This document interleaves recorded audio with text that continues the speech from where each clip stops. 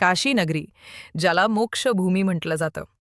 पण या पवित्र नगरीचा एक गूढ रक्षक आहे, कालभैरव, ज्याला स्वतः भगवान शिवाचा कोपस्वरूप मानलं जातं.